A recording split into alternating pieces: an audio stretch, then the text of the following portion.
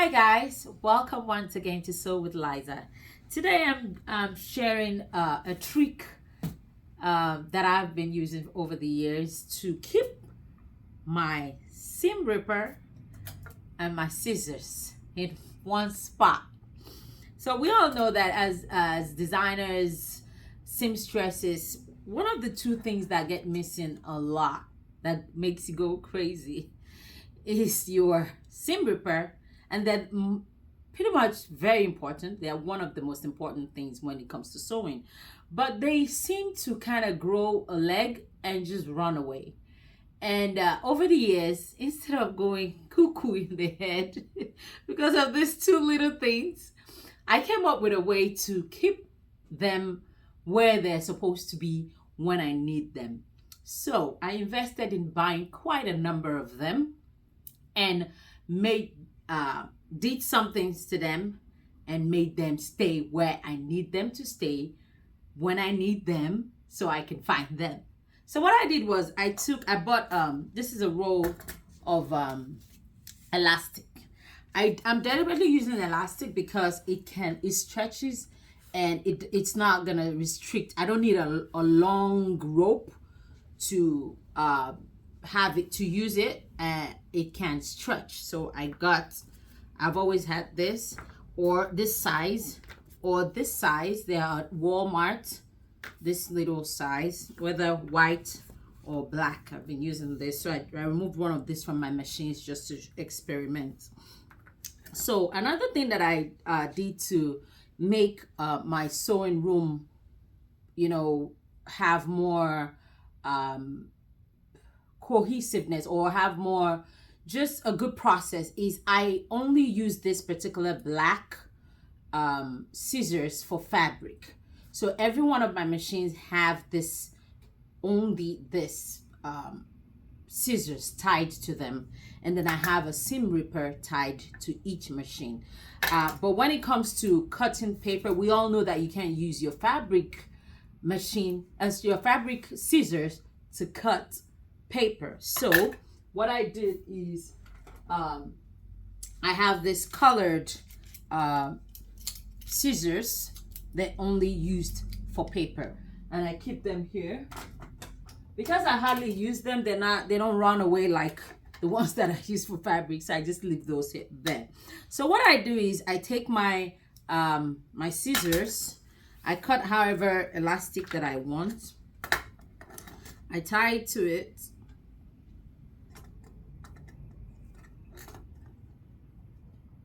okay, and then I attach it to however it is I want. I attach it to my machines. I'm gonna show you how they're attached. I have one here. This is where I usually cut. So I have one here that I tied to this.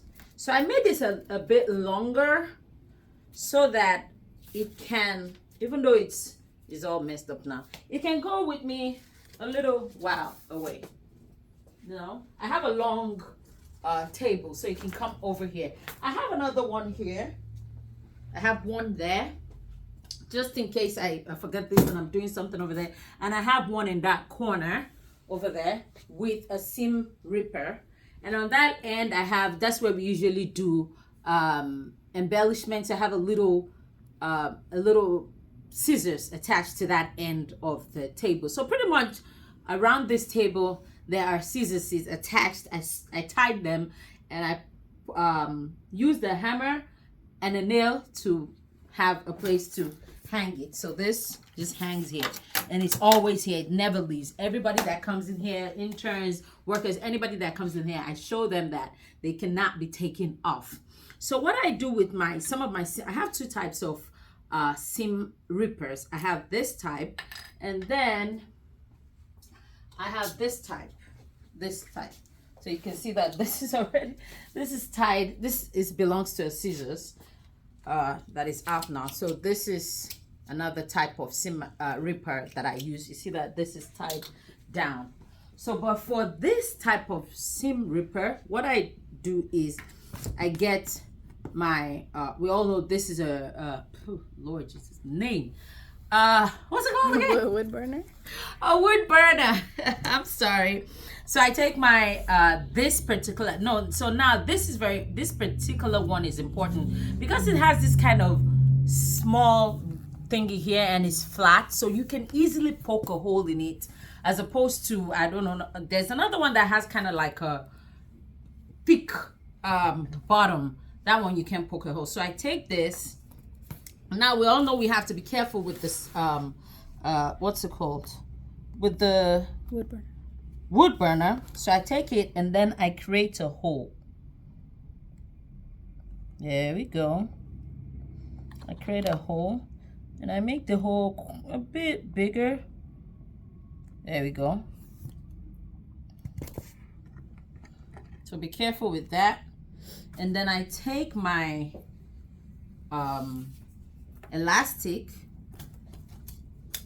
and I cut the edge, you know, after I have my little whatever length that I want, and I cut the edge just a little bit so it can give me that sharp edge, so that I can, when this is dry, it's already dry, I can insert it, pull it out and tie it. So this stays. Tie it 2 times so it stays. So now I have my seam ripper tied down, I have my scissors tied down, and then I go to my so I'm just gonna place this here. I already have this ready. So this seam ripper, this is another type of seam ripper, is similar to that other one, and my zipper, my scissors, and then, you know, you have this little hole thingy here, or you can actually just go around here and tie it down. And if you're even if it's tied down, because it's an elastic, it can move all the way over here, just in case. It's, you know, as opposed to having just a humongous long rope. So this is here. I have this here too. Every one of my machine has them. And another place I have it is this is the only spot, the ironing spot, that has a colored and you can see the iron has really messed the life up. So I have it tied here too. This is one of those ones. I have it tied down here because sometimes you're working on a project, you see a mistake, you see something you want to fix. You don't want to go looking for a seam ripper or scissors. Is right here at your station. So any station that you have that you want to work in, you can have as many. Even at my serger station, there are there are scissors and seam rippers over there. So I hope you have been able to learn something today. Thank you for joining us once again at Sew with Liza. Have a blessed day. Thank you.